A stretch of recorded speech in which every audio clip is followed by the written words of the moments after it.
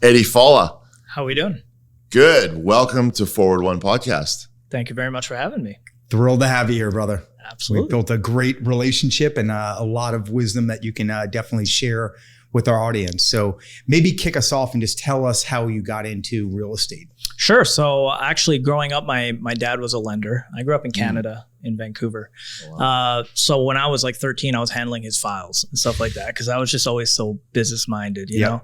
And I think he just wanted a cheap assistant he didn't have to pay, you know? So kind of got into it like through the lending world, just learned everything about lending through him. It's a whole different process in Canada, but I used to see real estate agents come to his office all the time and they were all flashy and they had the nice cars. And that was kind of, I was like, I kind of want to be more like those guys, you know, they're in front of clients all the time. They're seeing the cool houses. My dad's just sitting in his office all day. So that's sort of how I fell in love with it. And I moved out here to LA in 2014, right after I graduated college. And I said, this is real estate is what I want to do. And I want to do it in Los Angeles. I remember I had actually read an article about Jade Mills back in 2013. And I was just graduating university. And she was in Canada. She was with Coldwell Banker, Beverly Hills South. And the article was about how they were the #1 selling office in the US.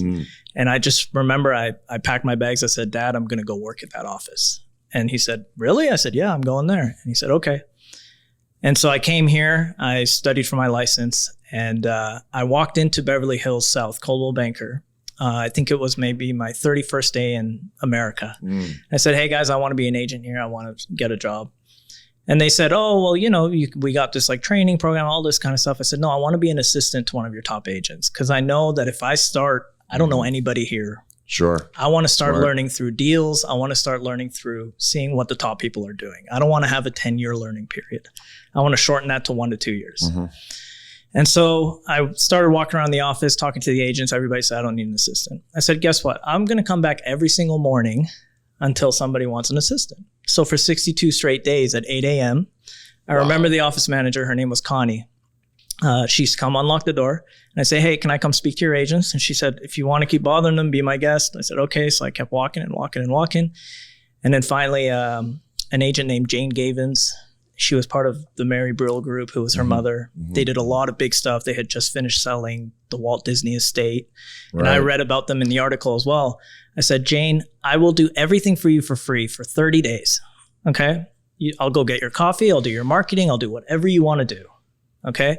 If after 30 days you think that I bring no value, just tell me to kick rocks. I'll get out of here. And I ended up working with her for 2 years. Wow. So that's sort of like, you know, I came here with my bags, like wanting to do this. And I wanted to step into the top brokerages right away. I didn't want to have a waiting period. And I just wrote down lead with value, which I'm such a big believer in. Like take the initiative to lead and give first. And it's amazing how much more you get back over time when you take that perspective, and so few people do. So kudos to you for making that happen. Yeah. Absolutely. And also just the other thing, which is where I thought you would go, is the 62-day thing. Persistence. Is that, you know, how many people would, I mean, I could see going in, you know, 2 or 3 days, giving it a try. I would probably try a different office. I mean, you know, who knows what, but 62 days straight is just says a lot right there. I'm surprised Connie let you in for 62 days straight. How's that, right? Yeah. Well, I kind of like would bring her coffee and breakfast in the morning every morning. See? So that, I kind of bribed my way in, you know what I mean? And that gets back to lead with value. I cannot emphasize that lesson enough. Like so many people just don't do that. When you give first, it's amazing how many doors can get opened. Yeah. To touch on the point that we made about, well, why wouldn't we go to another office? I think, I just had such a laser focus in that time period where I said, I want to work at the #1 selling office. I didn't even I remember I went to an office in Sherman Oaks because I was maybe day 35. I started, you know, kind of like losing a little bit of hope. And I sat down and I met with agent over there and she said, yeah, I'm looking for an assistant. And I said, well, how much production do you do? And I was very straightforward. She was almost like shocked. And she said, well, last year, you know, I did this much. And I said, aren't you the top agent here? And she said, yes. And I said, okay, well, thank you for your time. And I walked out of the interview, you know, which is like, it's kind of rude, but I just was like so laser focused on, I want to be where the best are. You know what I mean? And so it was on my vision board. I had a literal photo of me sitting at a desk that I took at that brokerage with my name plaque there and with 100 million in sales behind me. And I said, I'm not going anywhere else until this happens. And so that was kind of like that laser focus. Like that's what drove me to get up every morning and go do it. You know. So tell us a little bit about what you learned in that experience at 2 years. So the big thing, and I tell new agents this all the time, because I have new agents that come to me and say, hey, I really want to learn what should I do? You know, should I start with leases? And I tell people all the time, go find yourself an agent who's really doing business and serious business, because in this industry, every single deal, you learn something different. Mm-hmm. And sitting in an office by yourself doing no deals is not teaching you anything. Okay. You can learn to be a marketer. You can learn to be whatever at the time, obviously learn your contracts, but you're going to learn real estate through the trials and tribulations of dealing with different clients, different sellers, different buyers, and different properties. And my experience through those 2 years, I like to say I fast tracked myself 10 years ahead just by for 2 years taking a low salary and just saying, I'm paying for my education right now. I saw it as like a college degree. You know what I mean? And it's the thing I say over and over again is you can't learn how to ride a bicycle in a seminar. I mean, you could a little bit. You're like, oh, here are the physics of it.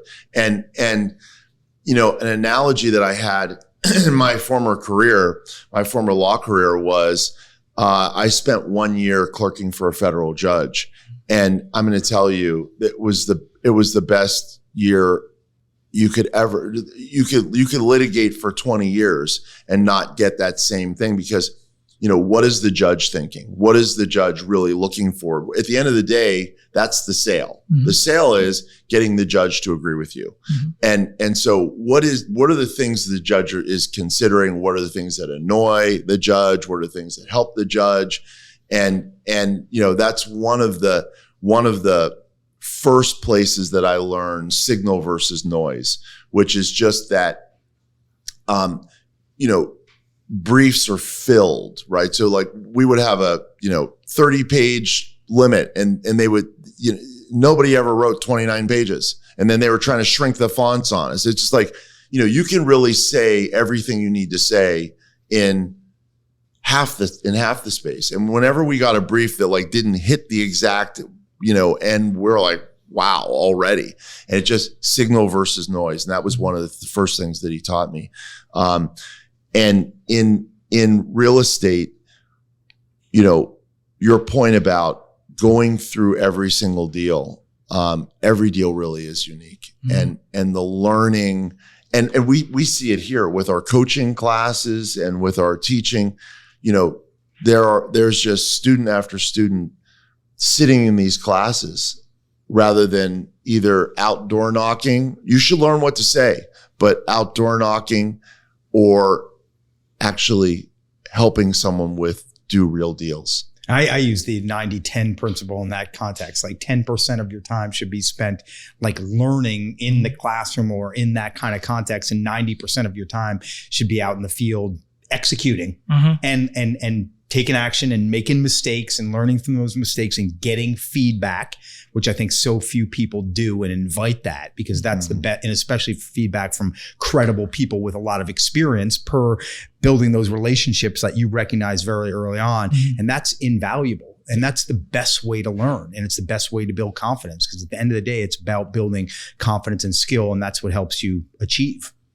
When I was 18, I went to a business seminar. And it was a 3-day seminar. But in those seminars, you learn so much, and then you really only take away maybe one key thing or something from it. And the one key thing that I took away from it was that the speaker built his entire business. It was like $1 billion portfolio through simply firing and then aiming later. That was his big thing. So it went from like ready, fire, aim to fire, aim, ready again. And that was huge. That took a huge impact on my life, right? And I remember I wrote that down in my bedroom, and I would wake up and it's the first thing I would read every day. It's just fire, and then you can aim again. Because what I see a lot of new agents do is they get so scared to just even start. They want to learn the perfect script for door knocking. They want to do the script practice between each other for months and months and months. And then they feel like one day they're going to be ready to knock on that first door. You know what I mean? I wanted to go door knocking. I just started knocking doors and I had nothing. I didn't have a single piece of flyer. I didn't have any information, nothing. I just said, I got an hour to kill before my next showing. Let me start knocking some doors. And I started knocking and the first guy answered and he's like, get off my property. And I'm like, okay, so maybe next time I'll just try standing a little bit further back because maybe I'm a little intimidating standing right at his door. Then the next door I knocked, I started talking, but then I realized I didn't have any close or any value proposition. I was just kind of talking to this person. And they're like, what are you doing here? So I always tell people, if you want to try something, you're not going to learn it through a script because that's a script created by somebody that it works for that person, their personality, their life experiences. You need to go through and you need to fail and fail and fail and fail until you figure out a way to do it that matches your style. I've tried to be like other agents. Like I tried to be, let's say, a Josh Altman. It doesn't work for me. That style doesn't work for me. So I had to figure out my own style through failing until I realized, hey, here's my true voice. Here's how people like, trust, and know me. And this is what I'm going to apply to my business. And you know what? Not every client's going to like it, but the ones who do are going to stay loyal to me. So you also, this is the thing we have when we interview really experienced agents is they sometimes forget how much they know already. And I do think that there is this piece where, it's sort of back to Josh's, go ahead and sit in the seminar 10% of the time and then go out and do it 90%. I mean, if you really did that, you'd be in good shape because, and the other thing too, just taking your being an assistant piece. If I were going to go door knocking, I'm not a door knocking expert. If I were going to go door knocking, I would find somebody who does it all the time, who's really good at it, and then just do what you said, which is like, hey, can I carry your bag? Can I, can I walk along with you? Can I do, what the script that I use is, what could I do to earn the right to, come door knocking with you for a half a day or whatever. And then you really see what they do. It's not your style maybe, but at least you're learning this is something that works. It gives you a foundation.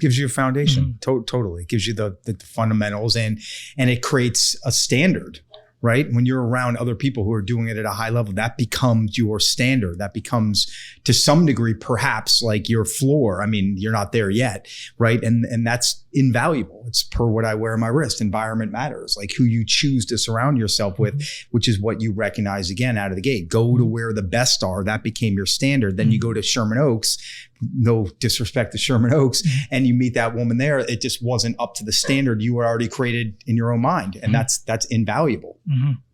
So take us now, keep us progressing in your career. So you serve as an assistant for 2 years. Then, so I started thinking, well, now I have the experience. I have the know-how because the agent I worked with, Jane, and later with Gary, who actually works in our office, Gary Gold, what I learned through them was just the incredible attention to detail and how that could really make a deal so much smoother for you. So both of them, I was really blessed to be in the world with two people who were incredibly attentive to every little detail. A lot of people receive an RPA. They check the number on the RPA, the close of date on the escrow and the inspection period, and they go, okay, I've read it. You know what I mean? They were going through every page line by line, seeing if anything was changed, anything was altered. They were going through an inspection report with incredible attention to detail. I remember Jane would spend 3 hours looking at an inspection report because she wanted to make sure she understood everything on it before she conveyed anything. And that was an incredible attention to detail that I learned to say, this is what being an agent really is. So today we live in a world where people think that we can be replaced by technology. People go on Zillow and they look at a home and they say, why do I need an agent? And that's, I think, sort of what the general consensus is. And how we stay in the forefront of that is by providing incredible value that cannot be taught by AI or by technology. Is to say that I could not do this without Eddie on my side because he's catching X, Y, and Z that nobody else would have been able to catch for me, right? So I went into real estate. I said, how am I going to get into this world if I didn't grow up here? I didn't have a Beverly Hills high education. I didn't have any connections in the city. I had the experience. I had the attention to detail. And I finally had the confidence to say, you know what? I do bring value now. Okay. If somebody hires me, I would want to be my agent. And I said, for me to back end into this, I got into the luxury rental world. So I kind of took a different route into it. It was something that kind of came across me by accident. I did a couple deals that were through short-term rentals. And I said, wow, this is actually incredible. There's a whole different business going on here in California that I had no awareness of. And I got into that world and I started doing everything I was doing, the door knocking, the cold calling, but with a different angle to say, listen, now I can get into these luxury homes with an angle to say, I can help you make income on your home rather than I'm here to sell your home. Mm-hmm. And that was a great way. I ran that business for about 5 years to get into that. And that's where all my listings started to come in. A lot of these people purchased their home maybe 10 years ago from an agent, but they haven't spoken to that agent in 10 years. They've been speaking to me daily for the last 4 years. And so when they go to sell the home or to go purchase another property, they're like, oh, wait, Eddie is in real estate. That's what he does. By the way, what do you think my house could sell for? Mm-hmm. And I just started getting a ton of listings that way. And I let the rentals go and got directly into sales. So it was basically a precursor to you were building the relationship, such that when they were ready to sell, you were the first person they were thinking about. Exactly. And you were making money in the process and building the relationship. Exactly. And I identified who I wanted my client to be. I did not want to go into first-time home buyers. I realized that doing those sales, it wasn't for me. I identified that I want to be around people who are very real estate savvy. I want to be around investors. I want to be around developers. And I want to be around people who want to use their home as a way of making income. Mm-hmm. And they invest. That's their primary source of investment. People who love real estate as much as I do and see it as their sort of road or highway to wealth. Mm-hmm. That's the ultimate goal for me. And I wanted to be around those people, not only to learn from them, but because I could relate to them and I can bring them the type of deals they're looking for. And I thought that was the best way to get into that world with those people, is to bring them the income on those homes with the future in mind always of being the one to sell or purchase the next property. Mm-hmm. A couple of great highlights is just your attitude of focusing on what you do have rather than what you don't have. You mentioned just briefly, like, for example, I didn't go to Beverly Hills High. Well, people listening to this podcast are like, yeah, well, none of us did. However, when you're selling in Beverly Hills, you're going up against people that went to Beverly Hills High and they have these deep relationships in the city. So how in the world do I come in and compete against those deep relationships? And so, and that was just a footnote for you. It's just like, rather than looking at all the things that people have that you don't have, and this is why they're successful. What do you have? What do I have that's going to do it? And then you're, again, reverse engineering this thing of taking a very honest look of like, hey, if I were selling a high-end home, if I were selling my own high-end home, what are the things that I would look for in an agent? And do I provide that? Being able to do a very honest assessment of that is killer. Again, in reverse engineering, figuring out who are the clients that you want to be in front of and then making that happen. But interestingly, if you're newer to the business, it seems like, the first-time home seller or a first-time home buyer is really what I want because, that surely they're not going to know more than me. How intimidating it is or could be to go like, I'm going to go after the most savvy people ever. So you really have to have real value and figure out what that value is. And question for you, because this is a challenge that a lot of people have, is that they become a great listing agent to the people who let's use a $10 million home is not even like top of the top around here, but you've now established yourself with that client as somebody who can do a great job leasing the $10 million home. And then I've seen this happen. Then when it goes time to list the house, so like, yeah, but you're my rental agent. I need the guy or gal that, I need the Jane or the Gary who sell the $10 million houses all the time. How do you bridge that gap? That all comes down to personal branding. So it's how you're presenting yourself as a brand. Okay. So I don't consider my clients, it sounds cliche, but as clients, but they're all friends. Okay. So anytime that I do a big rental, I always call my client and say, hey, why don't we go grab a coffee and celebrate? You just got $100,000 in your pocket. I want to take you out for a coffee. Let's celebrate. Whatever it may be, if we get on a call, hey, make sure you follow me on my Instagram. You know, I'm doing a lot of things on there. I want you to be the first one to know if I got a great deal and I'm not able to bring it to you right away, that I've got it. I'm going to post it on my Instagram. You're going to be able to have a chance to look at it first. These are all people that I stay in regular contact with because we're doing so much work on the rental side every day. Hey, I got somebody for 10 days for you. I got somebody for 30 days for you. That there's opportunities in there for you to create relationships. Hey, you told me last week that your daughter was starting high school. How's it going for her? Is it going well? You know, I just have another client that just started her daughter in middle school. He said it's a nightmare. You know, these little connections that you start, you can slowly start building your personal brand. So I intentionally put into these conversations what I'm doing. So, hey, you know, what's crazy is I just listed a house for 10 million up in the Hollywood Hills. So that one's been taking a lot of my time. I'm really excited about it. It's a great house. I'm not selling this house to him. I'm selling myself to him as a personal brand to say, listen, I'm doing these rentals, but I want you to understand that I'm listing these $10, $20 million homes. So the way you bridge that gap to say, instead of, hey, I'm your leasing agent versus your selling agent, is by constantly keeping your clients in your circle, letting them know what you're doing. And to me, that's a better form of marketing than any postcard or anything you're sending. Because I want people when they're sitting at Sunday dinner and their friend comes over and he says, I'm thinking of selling my house.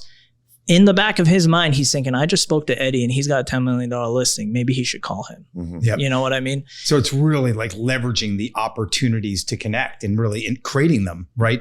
With intention. And the other thing that you point out is like on the leasing front, particularly when you're doing short-term leasing, it's high touch. So you're naturally interacting a lot with them, which is very different than typically a sale. So you're leveraging the value that presents to ultimately perhaps get to the sale. I think that's great. And I'm going to push you a little more because, so now you've got this lease client and you really are building that relationship. And that's great.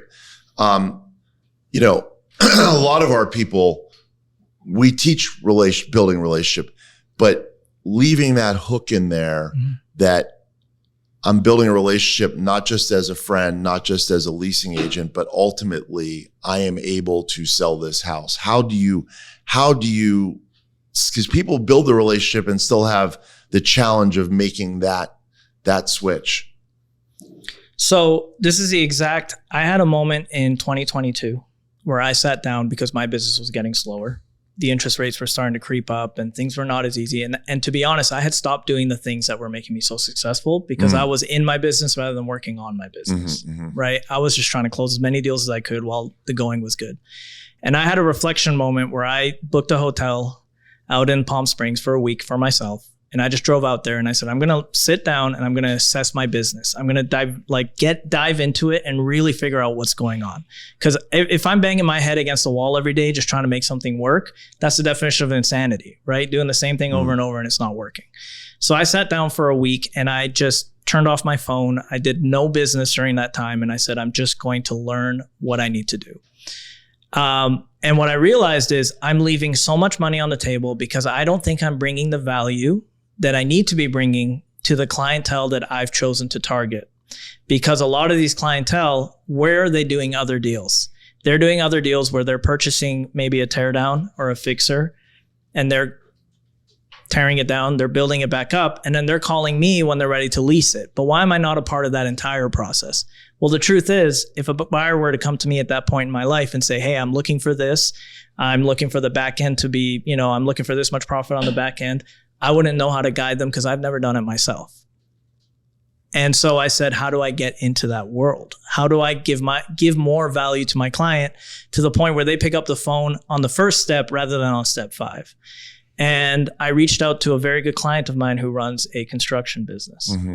And I said, I want to learn in and out everything that you as a developer know so that I can relay this and relate to my clients the same way. I want to think like a developer and not like a real estate agent. And I think that's how I'm going to be able to start doing this.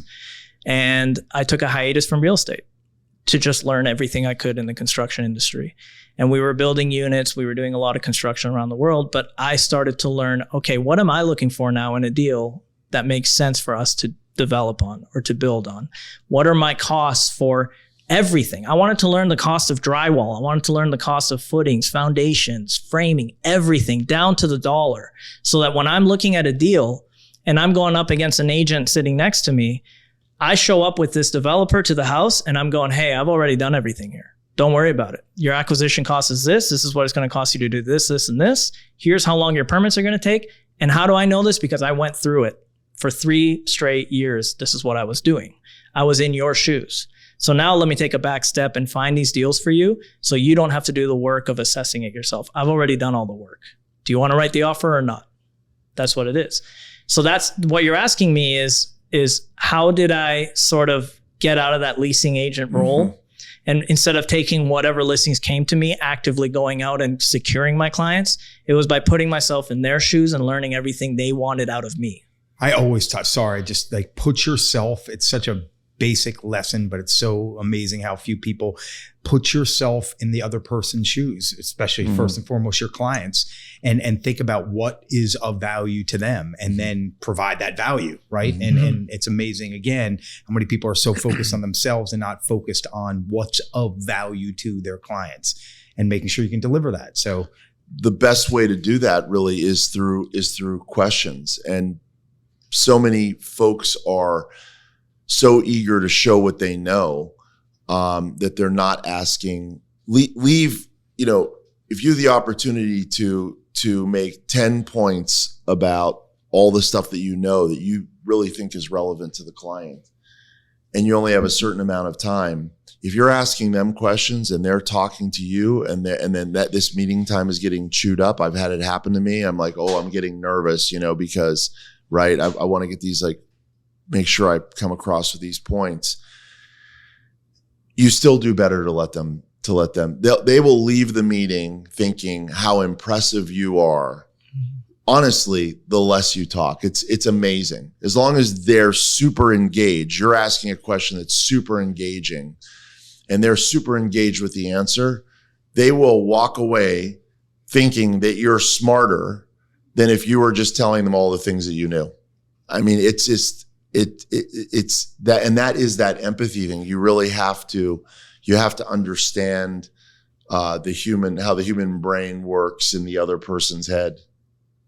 So after this time, 3 years, is that correct? About 3 years. So when was that 3 years sort of done, and what have you experienced since then, and what opportunities that created for you? So I was still doing sales during the time that I was working with the developers. I just wasn't actively looking for new business. It got to the point where I felt like, okay, now I've gotten enough value out of what I've been doing to feel confident. And I was testing it. I was kind of doing testing as I'm going along the way. So I would go with my developers out to homes and I would have them ask me questions. And in the first year, I felt like I still didn't know that much. You know what I mean? I was still kind of saying things where the developer was like, well, actually, that's not true. And I'm like, okay, you're right. I don't have the experience yet. It got to the point where all of my clients, it's funny, like you put into the universe, I'm looking for investors who are looking to do a deal. They want me to list on the back end. I'm looking for a client that's going to be with me for the next 20 years. And we're going to build our wealth together rather than just me getting a commission and one sale. And then the guy goes to an agent on the next one. I want him to get wealthy while I'm sharing that wealth with him. And the only way I can do that is by bringing him the value that he needs to not turn his head towards any other agent. And I got to the point, I think probably 2.5 years in, where I said, now I feel like we are on the same wavelength and we understand the same things. And I started providing value to my developers that they didn't even know. So I started diving into the laws around construction. I started researching, well, what is the state assembly doing this year to change some of the construction laws? We're going to Mar Vista tomorrow. What are some of the sort of intricacies of building in Mar Vista that I need to know about, that my developer is going to need to know about before we get into a 30-day escrow and I find out on day 28 that he's not able to do this, and then the whole deal falls apart after 28 days of work. So it was sort of that preparedness where I felt really prepared going into what I'm doing. And I realized, hey, my passion lies in real estate. My passion does not lie as a developer. My passion lies in what I do, and everything I've done since I was 13 years old has been to become the best real estate agent that I can see. And I just kind of made that decision where I said, okay, I feel like I'm ready to be that now. And I wanted to step away from the world of development. I think it's an amazing world, but I want to play my role in it the way that I like to play my role in it, rather than the role of actually being the developer. What percentage of your clients now are professional investors, or they're doing a deal for an investment rather than just buying a home? I would say probably 9 out of 10 of my clients are multiple purchase clients. Okay. And that's a business that everyone would like to have, because what you're doing, basically what you're doing when you have a database, you're a great salesperson, like Gary or Jane, right? Great salesperson, phenomenal Rolodex, people you've sold houses to over the years.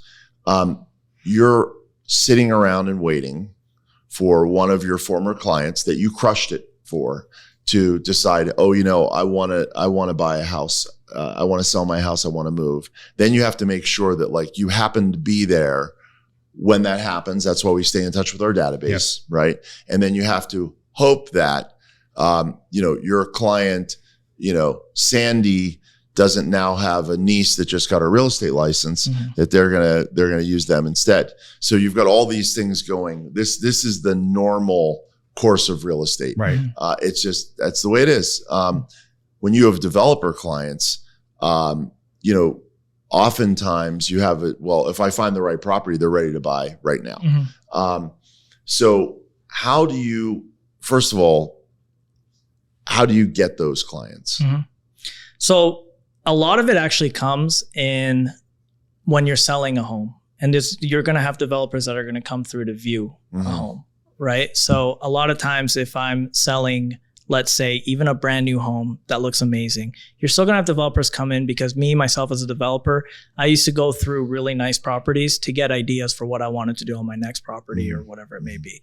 Now it's much different, because I go into open houses all the time, and I now see agents that are very good agents that could be very established, but I always thought of it as, how could I sell, if I was a car salesman, how could I sell a Honda without knowing what the engine inside of it was, or what the transition is different from a Ford, or why they last longer than a Lamborghini? If I don't understand any of that, then I'm just selling the brand, or I'm selling the car. But I wanted to learn the ins and outs of what really goes into something. So when you are showing a home and you understand what went into the process of creating this, you're not just saying, and this is a beautiful open kitchen. You're saying, check out these quartz countertops. Do you know that these quartz countertops can only be shipped in from Italy?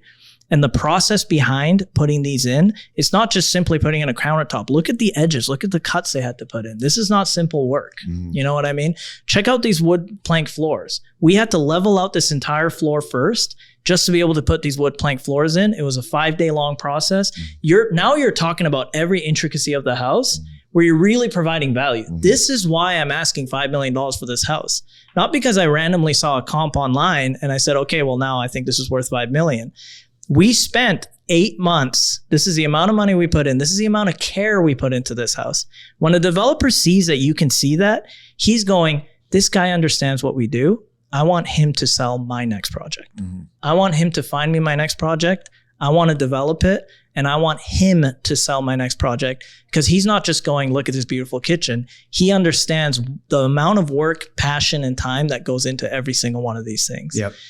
And to that point, you're telling the story, right? You're making a connection with that buyer, which is what your developer wants you to be able to do with the finished product. And then you've also, to your point, got to show them that you're adept at finding them the project, which is a whole different ballgame. And to Paul's point, how much leverage is there in working with developers, investors, right? Because they're interested, most of them, in multiple transactions, and you're representing them ideally on the buy, right? And then on the listing, and perhaps you're even bringing another buyer there. So each project represents multiple transactions for you as the agent, and then they're doing multiple transactions. So it's just there's so much leverage in working with the right developers. But I love how I never thought about of attracting them by showing them how well you represent that home, because you're going to represent them that same way. And one of the things that we do, it's, to this point, it's gotten comedic, sadly, Josh and I go to open houses. We'll go to expensive open houses, and a large expensive open house might have 2 or 3 agents. It makes sense to cover that kind of square footage. And, the amount of client error, if they look up from their computer, they've lifted themselves above average. So forget about knowing the qualities and the attributes and the idiosyncrasies and the nuances of the property. They're barely even engaging to tell you anything. and look at this beautiful kitchen would be, the 95th percentile versus saying, hey, we know how this was built. Here's the quality of build, that sort of thing. And that's really the agent. Now you're demonstrating right now the agent that we all want to hire. What do they say? Features and benefits and like that. That's like sales, like 101, like really understanding what those things mean to that potential buyer, right? So it creates that story, creates that emotional connection. And that's how you get a premium price for anything. Certainly a home. Absolutely. And since you mentioned features and benefits, that's back to the needs analysis. You really have to, when you're talking to that potential buyer that comes in the house, you have to say, hey, what are the things that are important to you? And then that's where you get their needs. And then you, knowing the house at a very, very deep level, can say, okay, well, this feature is going to benefit you in this way. For example, if it's a family that's coming in with kids, then the features of the house that would benefit a family with kids, that's a match. You're not going to talk to a couple without kids about the things that are kid friendly, or you have a dog, so this is the the floor here is easy to clean up, or whatever it would be. The particular features are so important that are matched to the benefit, and the only way that you can do that really is through needs analysis. So let me flip to something related, because I know you mentioned how well and how much you study the laws and how quickly the laws change, at least in LA County, and what unique opportunities that creates for people that really understand those laws, particularly for developer clients. So touch upon how you approach that and what distinguishes you in that respect. Sure. So if you think about the day-to-day developer in Los Angeles, anybody who's developing a lot, they probably speak to, I want to say 50 to 60 agents, because it's in their best interest to have people bringing them deals. Sure. Before it hits the market. Once something hits the MLS, 99% of the time for a developer, it's already too late. That's going to get bid up to the point where it doesn't make sense for them on the juice wise, unless it sits for a long time, that seller gets desperate, and then you can get lucky and get yourself a really good deal. But most of these developers, they want something that hasn't hit the market yet. This is why we do a lot of cold calling in our office. This is why we do a lot of just kind of getting a pulse on the markets that our developers are looking in, and then understanding, hey, I can bring in this deal, but nobody else can. So that's the first thing. But the second thing is, because they have 50, 60 agents, what do you think these agents are trying to do? Every day they're sending them properties. Hey, check out this amazing property. It's going to be such a great development deal for you. And this developer is not going to have the opportunity to sit down every day. That's all he would be doing, and assess each property and the laws and what can I really build here? What can I really do here? What I do for my clients, which is a huge thing that they love, is I take that initiative first. I figure out everything about the property first. What are going to be the setbacks? What can you build? If you can only do a 35-foot setback here, what if we did an ADU in the front? Could we get that setback a little less so you can get more square footage in the house? Now does the deal make sense? I'm doing that sort of like that underwriting prior to sending any deals to that developer. So now my developers know through time, anything I send them, I've already done the homework. I've already done the research, and they will take a look at everything I sent them, because if I'm sending it to them, they know it's good. I'm not just sending them anything and saying, hey, tell me if you would want to buy this. And so in essence, you're identifying value and opportunity that just other agents that are even working with developers are typically not providing. Exactly. And I'm able to sometimes sell homes by coming up with the breadth of knowledge that I have, especially in the ADU space now. It's so large in California. Not only if you want to build an ADU, but how can we use these ADU laws as a benefit to get more square footage on the home you're trying to build? And once we're done with that, can we tie in this ADU with the home in a way to get you a 5,000 square foot home instead of the 4,000 that every other developer who's looking at this that doesn't have the expertise of an agent like me is not seeing. So what can I see in this property that nobody else is seeing right now? And if we can secure it at this price, what is going to be the value on the back end? And you've done two very important things. The first one is you answered a great question that we didn't ask. So that's good. And that is, okay, so now I've decided I want to represent developers. And as you pointed out, going to be a crowded field. I would then go to the developer. I'd say, what's your buy box, which is the lingo for, what's the, what exactly are they looking for? And then I'm going to run out and I'm going to look for the buy box. Okay. So now that puts me together with the other 25 realtors that are sending them stuff. So the first thing that you did was how you're distinguishing yourself from the other 25 realtors that, the three of us are all chasing the developer. We all know the buy box. So, Josh and I, every time we see something that might fit the buy box, we're sending it to them. You're going a couple of levels deeper so that there's some analysis already done for them. You're setting yourself way apart. There's no doubt that puts you in the top of that pack. The second thing that you did was actually now I'll wear the developer. I'm the developer and I know what I want. You've asked me what do I want, and now I've told you you're out looking for it, and now you find something that's slightly outside of my buy box, and you go, hey, based on this new rule change or based on the way this property is configured, if you did it slightly differently, actually you could get what you want out of this piece of property that nobody else is looking at because they haven't figured that out yet. Now you're actually making a deal and also that's a very impressive process, but you're making a deal that I, as the developer, would not have seen already. Now, of course, I'm going to test that. I'm going to be like, Eddie says if I do it this way, that this thing could actually work. Let me think on that. Let me call my land use person or whatever. Let me double check on that. And oh yeah, actually, like we could do it that way. Okay, I am interested. Let's go ahead and make an offer at a certain price. Another thing that you touched on before, which again is obvious to you because you're great at this. And we have seen where it didn't happen. Now let's take numbers from a different place in the country. Okay. Let's say we're running around, we're buying, $500,000, ramshackle, either needs complete renovation or tear down or whatever. And let's just say it's going to cost us $500,000, full soup to nuts for the project. And we're going to come out, we want to sell it for $1.5 million. In that area, okay, the person that buys and sells in $500,000 range is one group of agents, and then the person that sells that finished product, which is the $1.5 million. That $1.5 million is luxury in many markets. So now, thank you very much, Eddie. You brought me this deal. I'm doing the deal. You got paid, but I really want the luxury agent to represent me on the other side. What do we do? How do we handle that?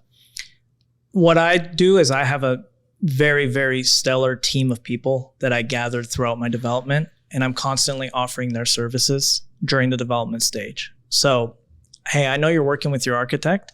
Your architect wasn't able to see on this property what mine did. Would you want to give my architect a shot to get this through? Because, for example, I work with an architect. She used to work with the city of LA.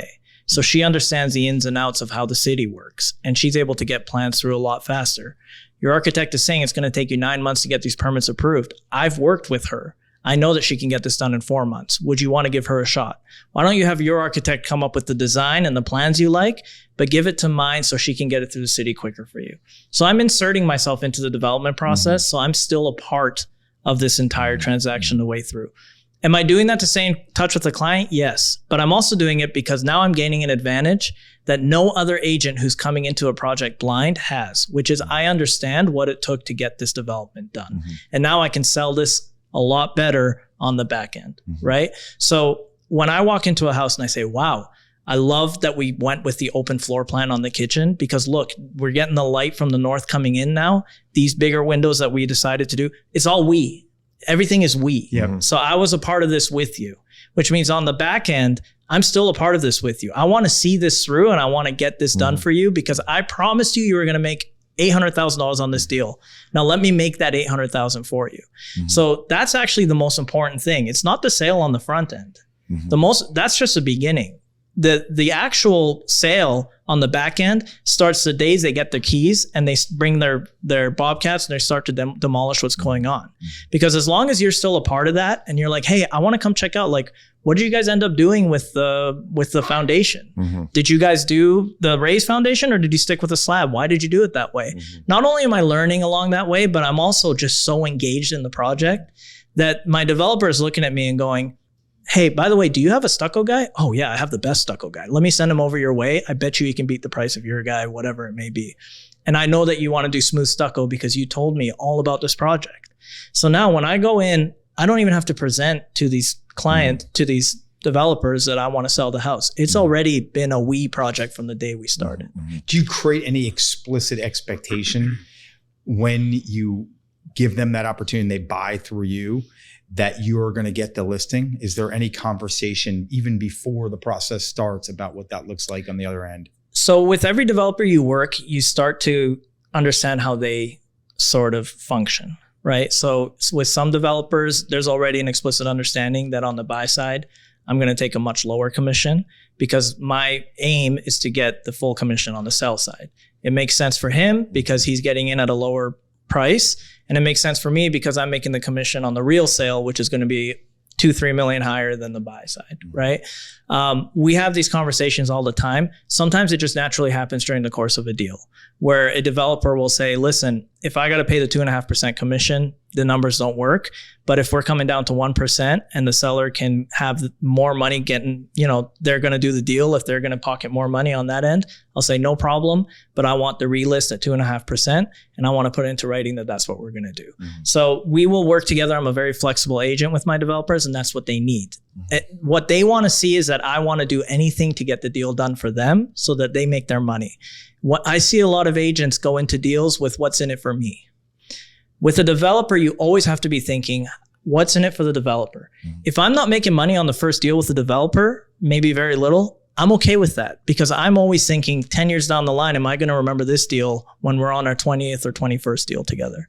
How do I get in with the developer first? That's my marketing cost, is the loss in my commission. And then once I have that, once I've shown that value, once I've delivered everything I'm going to promise, which I know I will because I'm well researched and I understand what's going to happen, then I know that this developer will give me any commission I need to do further business with them.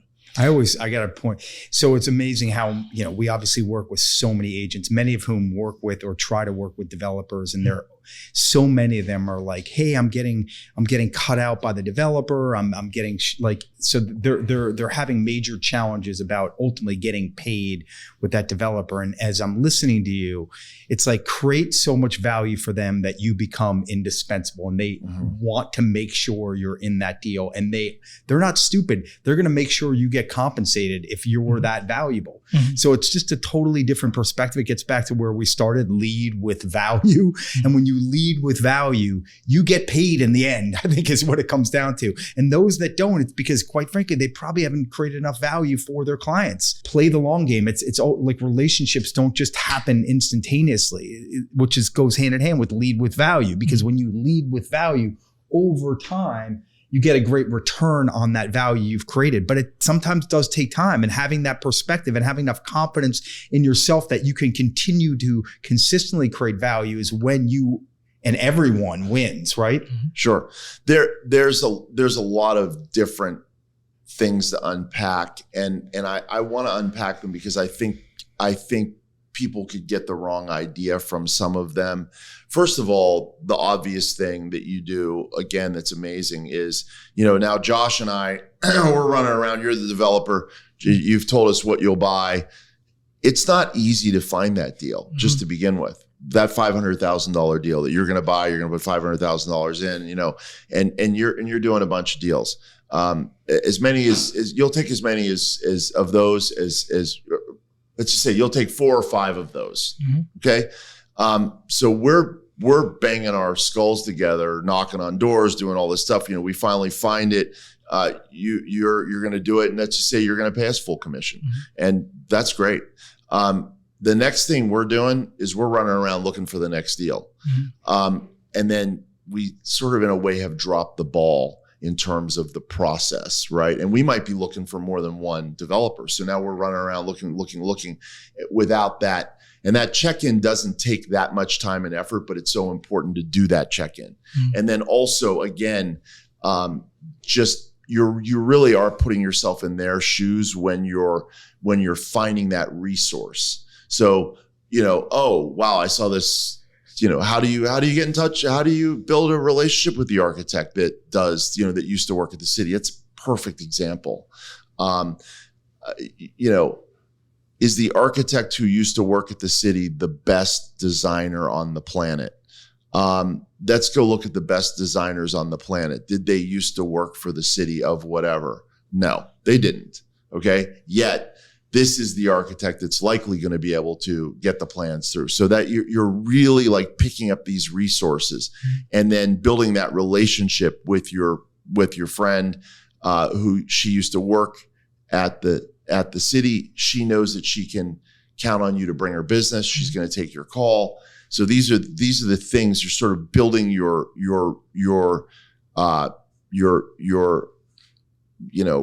list of resources that are helpful on the way. Now, in terms of taking the haircut on the front end so that you can get into I totally know that there are instances when that has to happen in order to make that deal. Or like you said, maybe you've never done a deal with this developer before. That you add so much value. You could actually do it at a fractional price so that that you show your value. But just like going all the way back to when you said, hey, I'm going to be your assistant for free for 30 days, and you're adding so much value. When that 30 days comes up and you're like, hey, it's now been 30 days. Let's just say let's say you were crushing it for them and that person is a jerk and they say, well, you weren't that great and, maybe I'll pay you half or whatever. That's where you have to be able to say, okay, well, see ya. And so that's that. You have to have that ability to, sure, go ahead and call this a cost of acquisition to lower your commission to get into business with that developer. But then you've got to do the Eddie Fallah, and really show your value through, and then say, all right, I'm going to find you more stuff, but I'm not doing it at this discounted rate. I did this so that, and then also saying these things up front. Having these conversations up front. It's a terrible time to have that conversation after the fact. You know what? I never, in very rare instances do I take a commission cut on the front end, but I'm going to do that so long as I get the full price listing on the other side. Okay, that's a great deal. That pencils out all day. If you're doing it just for client acquisition, hey, I'm doing this so that I build a relationship with you. And my expectation is that if I do a great job, that the next time I bring you a house, we're not chiseling my commission. Do we have an agreement on that? Do you hear me? And let them go ahead and say yes. Yeah, that's key. Exactly. You got to create that expectation, I would say, upfront, and be willing to walk away if there's not a fulfillment of that expectation, right?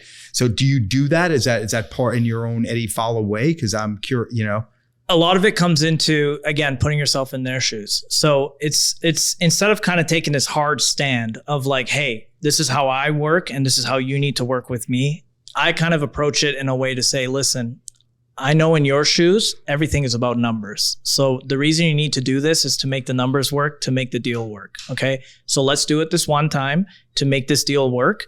But now that I know what the expectation is on the back end, on the next deal, I'm going to make sure that we find a deal that works for the both of us. It's interesting because I like to think of myself as generally pretty flexible in a deal. However, I've done this podcast, I've done my investment podcast, and I will literally say that I own a brokerage. I know people that say, I'm going to get my real estate license to save money. And I think that's the worst idea ever, because that's going to show you how to lose money. And I go on record saying that if I do not pay a full commission, even though I own a brokerage, if I don't pay a full commission, it's not a good enough deal. Because I do understand when you're, in such a competitive landscape, and, these, you're not going to find a steal. So you find one that like, oh, if we do this a little differently, we do it this way. Let me show the developer how you can do that. And the developer's like, it's so tight, and you go, look at, that's just give me a few dollars on the commission here. Make sure we get the listing on the other side. We can make this happen. Does that help the deal work? I totally get that. However, if Eddie Fallah has a killer deal and we work together and maybe even Eddie likes me a lot and would like to do me a solid, this is what he does for a living. And if he knows he comes to me and because I own the brokerage, he's going to get half the commission, it doesn't make sense really, no matter how good friends we are. For him to bring you the deal. Yeah. I mean, and so what I have done as an investor is I go and I find somebody like Eddie Fallah and I say, Eddie, I know you work for a lot of developers. I know this, I know that. And I'm not buying in the same quantity that they are. So, just you be you, you do you. However, if you find a smoking deal, I'm going to give you, 3% commission. You find a smoking deal, I'm going to make sure you get more commission than you would get no matter who you took it to. Now suddenly he's like, actually, we've now just had that conversation. If you find a crazy, if you find a deal that would be really great, show it to me. One of the other things to do to be a great client is you don't need to say yes to everything. And you correct me if I'm wrong. But be able to say yes or no quickly. So now Eddie's got a deal. It's like, geez, this deal's really great. It's like in Paul's neighborhood. I think he's going to love this one. Comes over, says, hey, Paul, here's the deal. Let me show you because I know all the different things you could do. Here's how long it would take, da-da-da-da-da.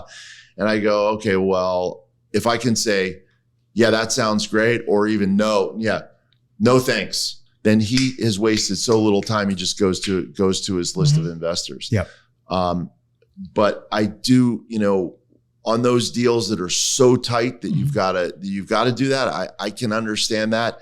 And I go on record saying, because I'm not buying, 20 a year right now, we're moving in that direction. That if I'm not paying full commission, I'm not getting a great deal. Yeah, that's not a smoking deal by your definition. But other people may be happy with a non-smoking deal.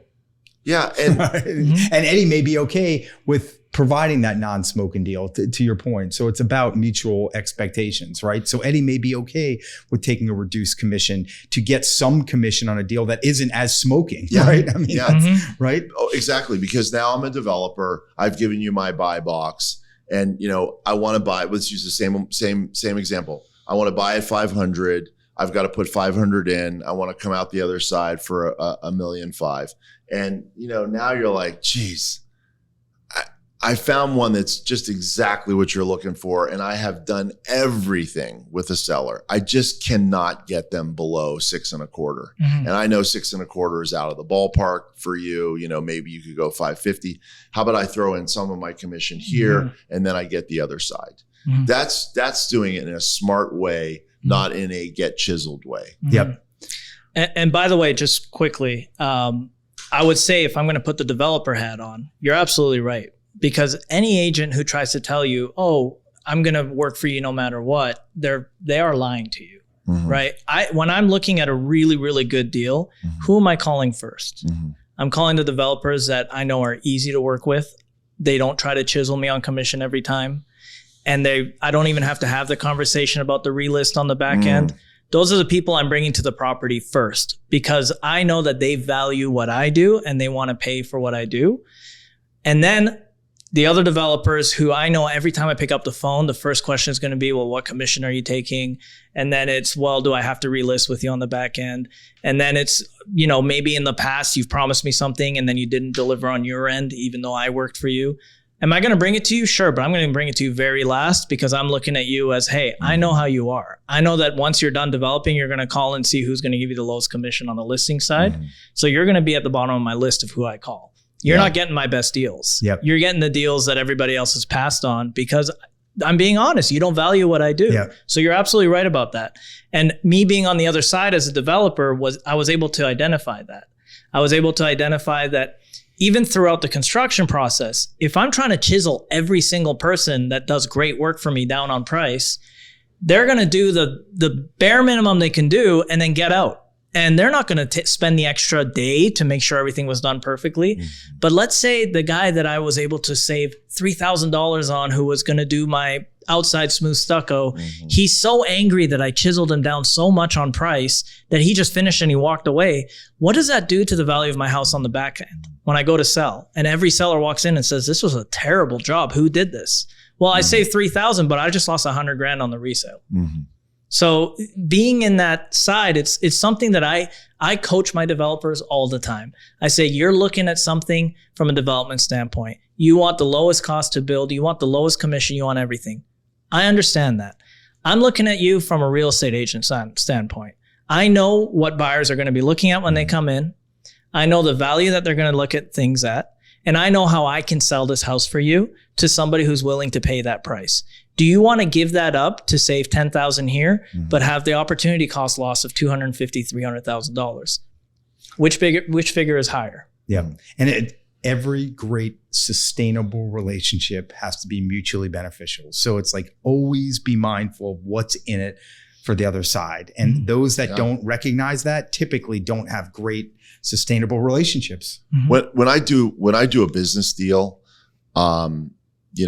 maybe outside of real estate, or even in a real estate deal, if I can't figure out what's in it for the other person, it makes me nervous about the deal.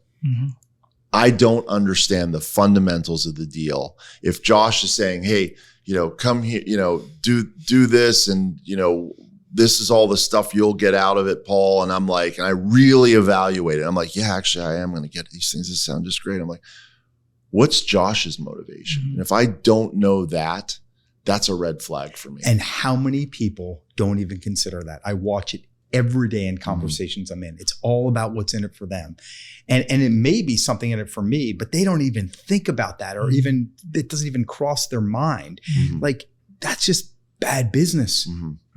When we're negotiating with, different scenario for sure. But when we're negotiating with a new hire on our team or whatever, and that new hire may make some big asks, and we really work hard to get them the big asks, and then they're like, but I want free copies or whatever, and they just like they're not putting themselves in our shoes. How often do I say, this needs to be mutually beneficial? Yeah, and it's like a reminder. I say that like multiple times a day. Fire round. And you know what? To take your term, it's a summary almost, of what Eddie's philosophy is mutually beneficial. You are really looking at what is great for my client. You're providing what's great for your client. Let me solve some of their problems, and then that creates the mutual benefit, and they're going to want to continue to do business with you. Yeah, sustainable relationships. And after doing, obviously we know each other. I see you at work, and after doing this interview and sort of unpacking these amazing things, I can see where the success comes from. No doubt. purposeful, intentional, big heart, and just takes initiative to create value and lead with that. Thank you. So here we go. Fire round. Let's do it. And Josh and I are going to ask you some big questions, but we're not going to comment. So this could be hours, but we do it in minutes. It's just a quick answer. Correct. Sure. What's your idea of perfect happiness? Perfect happiness doesn't exist. Happiness is the acceptance of everything that is happening to you with the notion that you want to keep moving forward. Love it. What's your greatest fear? I would say my greatest fear is being numb to any fears, because that means I'm not moving forward. My greatest fear is not having any fears, because it means I'm not doing what I'm supposed to be doing. What's an insult you've received that you're proud of? That I will not stop calling somebody's phone. I think we live in a world where some of the, I don't want to say worse, but agents that are annoying me the most are people who don't pick up the phone. And I regularly get insulted about how persistent I am in calling. So to me, over communication is much better than under communication. What's the attribute you most admire in others? What I admire the most in others is I'm very studious in the way that I become very proud of people I like to take a look and really understand where someone came from to fully understand what it took to get them to where they are. So rather than judging somebody on the surface based on where they are today, I want to understand what it took for you to get there, because not all of us start at the same starting point. Mm-hmm. So, yeah. What's a trait in yourself that you dislike the most? I've struggled a lot in my life with the feeling of guilt. And so sometimes I've always believed in you take 100% responsibility for everything that happens to you in your life. But sometimes I can take that overboard in just taking blame for things that had nothing to do with me. Mm-hmm. So have you ever read the book, The Giver? I have not. Okay. The Giver is a story about a guy who they live in a utopian society where there is no fear, there is no guilt, there is no anger, there is no nothing. Mm-hmm. And they have one person who takes all of the memories of the bad and he has to deal with it himself so the rest of the world can have a utopian society. And so a lot of times I feel like I've taken on the role as a giver in my life and in society, as to where I always want to fix everything that goes on around me because of the guilt that I feel. So what's the attribute that you have that you're most proud of? It's just the willingness and the drive to just get something done, even if somebody tells me to my face it can't be done. I never take no for an answer. I'm always looking for a different angle. Nobody can ever tell me that I can't get to where I want to get. What's a talent you'd most like to have? That's a very good question. I guess I haven't really thought about that. I guess my immediate answer would be to be maybe a little more naturally charismatic in a lot of situations. I do see some people that I look up to. They walk into a room and they just really have that, like it's almost like a spotlight is on them. And I would love to have that talent. Like I look at like a Barack Obama or something like that, you know, just so much charisma the second he walks in the room, and the ability to command power and respect without having to say so much. Mm-hmm. What's your greatest achievement? I would say my greatest achievement is packing up my bags from a small town in Canada, coming to a place like Los Angeles, and I just think that every day is an achievement for me. Every day is a bonus. It's really what it feels like. Like I'm just so grateful when I wake up every day, because I did something that nobody else where I'm from could even imagine could be done. And that's not an egotistical thing. It's just kind of looking back on days where I feel like I've failed or I'm maybe not where I am, where I want to be.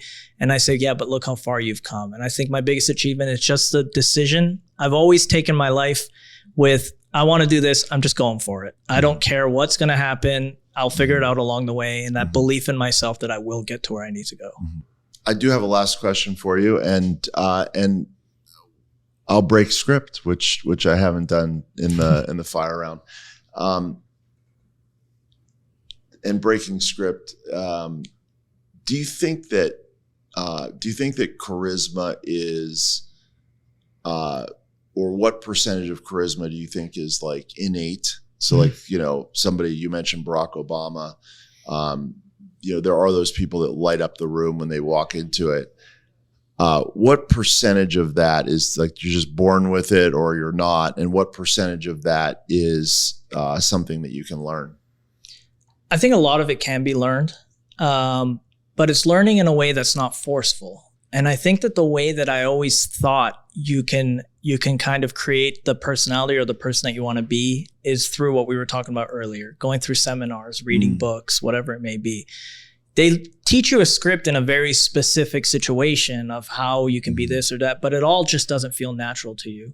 And so the real way to create that charisma, and I feel like I'm much more charismatic than I used to be, has been to actually change yourself, and then you naturally become charismatic. So a lot of the things that I think people deal with are a symptom of something much deeper that they haven't dealt with yet.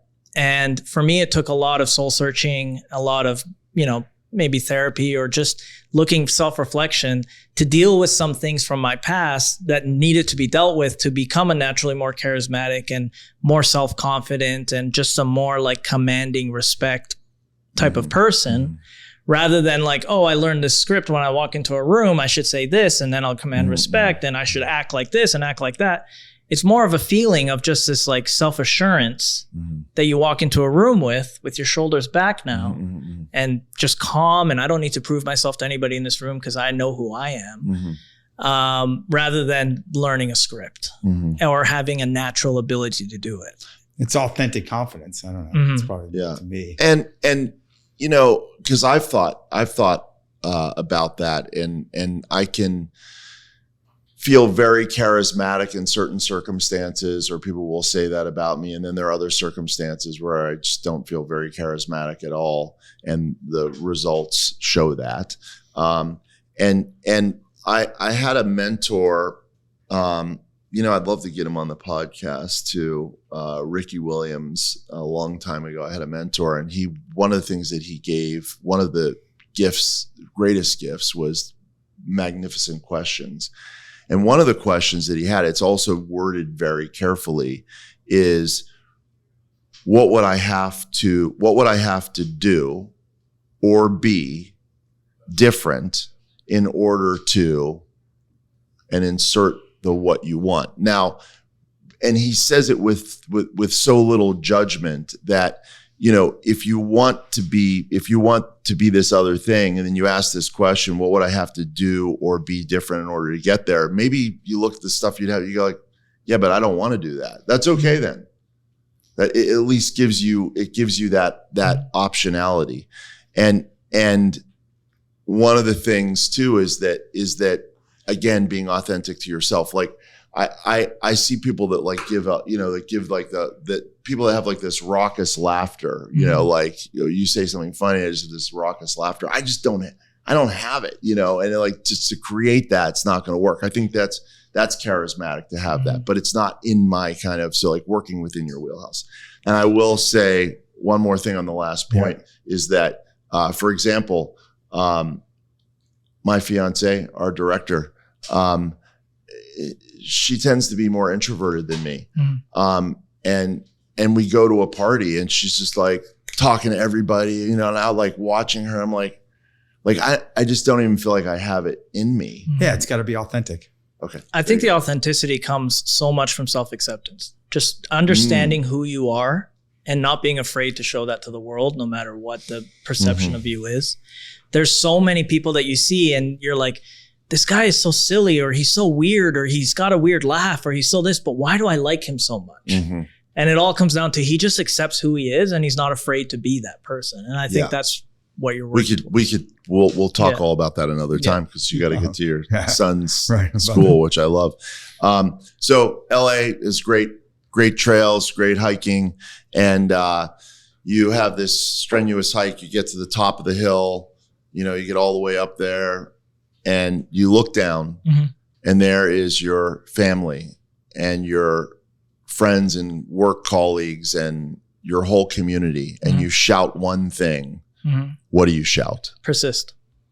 Yes. Awesome, brother. Making it happen.